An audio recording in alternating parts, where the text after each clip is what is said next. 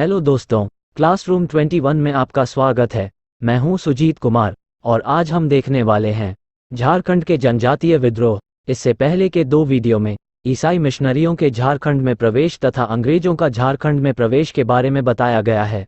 अगर आपने वो वीडियो नहीं देखा तो इसके बाद वो वीडियो जरूर देखिएगा। तो चलिए अभी शुरू करते हैं, झारखंड में जनजातीय विद्रोह। तो दोस्तों, जनजातीय विद्रोहों के तीन प्रमुख कारण थे: राजनीतिक कारण, आर्थिक कारण और सामाजिक एवं सांस्कृतिक कारण। जो राजनीतिक कारण थे वो निम्न थे। पहला, आदिवासी क्षेत्रों पर अधिकार का प्रयास। अंग्रेज द्वारा इनके क्षेत्र पर कब्जा कर लिया गया था। दूसरा, आदिवासी शासकों को नियंत्रित करने का प्रयास। अंग्रेज इनके क्षेत्र जीतकर अपनी शर्तों को मानने पर मजबूर कर रहे थे। तीसरा, आदिवासी स्वायत्ता पर नियंत्रण का प्रयास। उनसे खुद के फैसले लेने की आज़ादी भी छीन ली गई थी। चौथा, ब्रिटिश नियमों व कानूनों को थोपने का प्रयास किया जा रहा था।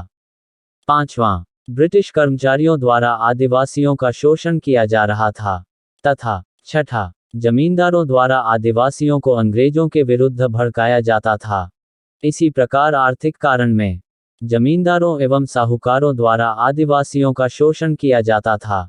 ज्यादा कर वसूलना, न चुकाने पर जमीनें नीलाम कर देना, बेगारी करवाना वगैरह। दूसरा, अंग्रेजों द्वारा स्थायी बंदोबस्त लागू करना। इससे आदिवासियों पर और भी अत्याचार बढ़ गया जमींदारों का। तीसरा, अकालों की पुनरावृत्ति का प्रभाव। चौथा, कृषि संबंधी अन्य समस्याएं थी। पांचवां, वन कानूनों द्वारा निर्वाह साधनों पर नियंत्रण। इनका घर जंगलों से ही चलता था और उस पर ही रोक लगा दिया गया। जब बात पेट की हो जाए तो विद्रोह तो होगा ही। सामाजिक एवं सांस्कृतिक कारण। पहला, जनजातीय परंपराओं में अंग्रेज हस्तक्षेप करने लगे थे। ईसाई मिशनरियों के आ जाने से ये सब और बढ़ गया था। दूसरा, दिकुओं द्वारा आदिवासियों को हीन समझा जाता था। दिकु, अंग्रेज और बाहर के लोग जो जनजाति नहीं थे, को कहा जाता था। तीन, ईसाई धर्म के विस्तार हेतु प्रयास किया जा रहा था। इसके आदिवासियों के परंपराओं का मजाक बनाया जाता था। तो झारखंड में जो पहला विद्रोह हुआ वो ढाल विद्रोह था, 1767 से 1777। ढाल विद्रोह झारखंड प्रदेश में अंग्रेजों के विरुद्ध प्रथम विद्रोह था। ढाल विद्रोह का अर्थ है कि ढाल राजा के नेतृत्व में संपूर्ण ढाल राज्य की जनता का विद्रोह। अंग्रेजों ने सिंहभूम की दीवानी प्राप्त कर सिंहभूम के क्षेत्र को 1767 में अपने अधिकार में ले लिया, जिसके प्रतिक्रिया स्वरूप वहां के लोगों ने विद्रोह कर दिया। इस विद्रोह का प्रारंभ 1767 में सिंहभूम क्षेत्र में हुआ, जो 1777 तक 10 वर्ष चला। इस विद्रोह को ढालभूम के अपदस्थ राजा जगन्नाथ ढाल ने नेतृत्व प्रदान कर व्यापक स्वरूप प्रदान किया। दोस्तों, आपको पता होगा कि जब अंग्रेज ढालभूम पर कब्जा किए थे, तब ढालभूम के राजा जगन्नाथ ढाल को अपदस्थ कर अंग्रेजों ने उसके भाई नीमू ढाल को ढालभूम का राजा बनाया था। इसी कारण से ही जगन्नाथ ढाल विद्रोह कर रहा था। इस विद्रोह का दमन करने के लिए कंपनी ने लेफ्टिनेंट रूक तथा चार्ल्स मैगन को भेजा, परंतु ये अधिकारी विद्रोह का दमन करने में असफल रहे। हारकर जगन्नाथ ढाल को ही राजा मान लिया गया। 1777 में कंपनी शासन द्वारा जगन्नाथ ढाल को राजा स्वीकार किए जाने के बाद यह विद्रोह समाप्त हो गया। ढालभूम का राजा बनाए जाने के एवज में जगन्नाथ ढाल द्वारा अंग्रेजों को अधिकतम 4000 रुपये कर देना स्वीकार किया गया। 1780 में इस राशि को बढ़ाकर 4267 रुपये कर दिया गया। झारखंड में अंग्रेजों का प्रथम प्रवेश सिंहभूम की ओर से हुआ था। दूसरा विद्रोह, चुआर विद्रोह, 1769 से 1805 तक हुआ था। अंग्रेज जंगल महल के भूमिजों को चुआर या चुआडू यानी कि नीची जाति के लोग कहते थे, जिसके कारण इनके विद्रोह का नाम चुआर विद्रोह पड़ा। सामान्यतः चुआर लोग पशु पक्षियों के शिकार, जंगलों में खेती व वनोत्पादों के व्यापार द्वारा अपना भरण पोषण करते थे। इसके अलावा ये लोग स्थानीय जमींदारों के यहाँ सिपाही यानी पाइक के रूप में कार्यरत थे। इनके विरोध का कारण निम्न था: अंग्रेजों द्वारा चुआरों की भूमि पर अवैध कब्जा कर लिया जाता था और जमींदारों को बेच दिया जाता था। जमींदारों ने लगान में अप्रत्याशित वृद्धि कर दी थी। वो लगान नहीं देने पर जमीन की नीलामी कर देते थे। बाहरी लोग इनके इलाके में बस गए थे, जिससे इन्हें परेशानी हो रही थी। स्थानीय चुआरों के स्थान पर बाहरी पुलिस को उनके स्थान पर नियुक्त किया जाने लगा था तथा अन्य आर्थिक मुद्दों के विरुद्ध यह विद्रोह किया गया था। यह विद्रोह सिंहभूम, मानभूम, बाड़भूम एवं पंचेत राज्य में हुआ। घटवाल, पाइक एवं जमींदार समुदायों के समर्थन कारण इस विद्रोह ने व्यापक रूप धारण कर लिया। इस विद्रोह में भूमिज जनजाति ने भी बढ़ चढ़कर हिस्सा लिया।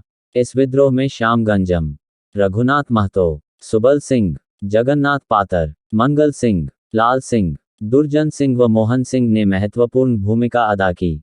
दुर्जन सिंह मानभूम तथा बाड़भूम में इस विद्रोह के प्रमुख नेता थे।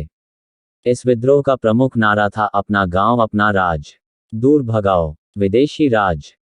ले गुडयार, कैप्टन फोर्ब्स एवं मेजर क्रॉफ्ट को इस विद्रोह के दमन हेतु भेजा गया था। लगभग 30 वर्ष से अधिक समय तक इस अशांत क्षेत्र में शांति बहाल करने हेतु अंग्रेजों ने इस क्षेत्र के लोगों को कुछ सुविधाएं देने का निर्णय लिया। 6 मार्च 1800 ईस्वी को एक प्रस्ताव द्वारा जमींदारी घटवारी पुलिस व्यवस्था को पुनर्स्थापित किया गया, जिसके तहत स्थानीय लोगों को पुलिस अधिकारियों के रूप में नियुक्ति की व्यवस्था की गई।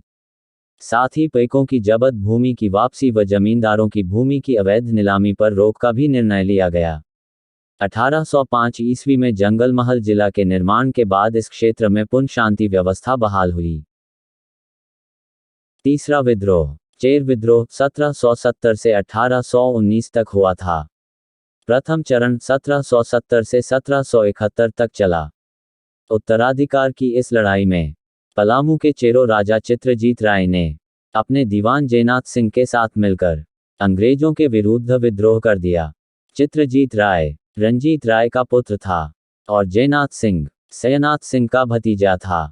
जय कृष्ण राय जो था वो रंजीत राय और सयनाथ राय की हत्या कर खुद पलामू का राजा बन जाता है। तब चित्रजीत राय और जयनाथ सिंह मिलकर जय कृष्ण राय से बदला लेते हैं। फिर चित्रजीत राय राजा बन जाता है और जयनाथ सिंह उसका दीवान। पर विद्रोह का मूल कारण ये बनता है कि अंग्रेज पलामू की राजगद्दी के दावेदार के रूप में जय कृष्ण राय के बेटे गोपाल राय को समर्थन प्रदान करने लग जाते हैं। इस विद्रोह के प्रथम चरण का दमन जेकब कैमक द्वारा किया जाता है। चेरो विद्रोहियों को पराजित करने के बाद अंग्रेजों ने पलामू किले पर कब्जा कर लिया तथा 1 जुलाई 1771 ईस्वी को गोपाल राय को पलामू का राजा घोषित कर दिया। चेर विद्रोह का द्वितीय चरण 1800 ईस्वी से 1819 ईस्वी तक चला। इस विद्रोह का दूसरा चरण सन 1800 में भूखन सिंह के नेतृत्व में प्रारंभ हुआ था। इस विद्रोह का कारण चेर जनजाति के लोगों में ज्यादा कर वसूली को लेकर तथा पट्टों के पुनः अधिग्रहण के खिलाफ असंतोष व्याप्त था। 1802 ईस्वी में कर्नल जोन्स के नेतृत्व में राजा भूखन सिंह को गिरफ्तार करके फांसी दे दी गई, जिसके बाद यह विद्रोह कमजोर पड़ने लगा। 1809 ईस्वी में अंग्रेजों द्वारा इस विद्रोह का पूरी तरह दमन करने हेतु जमींदारी पुलिस बल का गठन किया गया। 1813 ईस्वी में चेर राजा चूड़ामन राय द्वारा बकाया चुकाने में असमर्थता के कारण अंग्रेजों ने उसके राज्य को नीलाम कर दिया।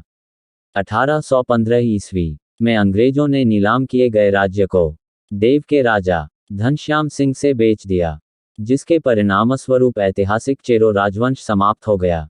साथ ही घनश्याम सिंह ने जागीरदारों की जागीरदारी को भी राजस्व बढ़ाने के उद्देश्य से बेचना प्रारंभ कर दिया।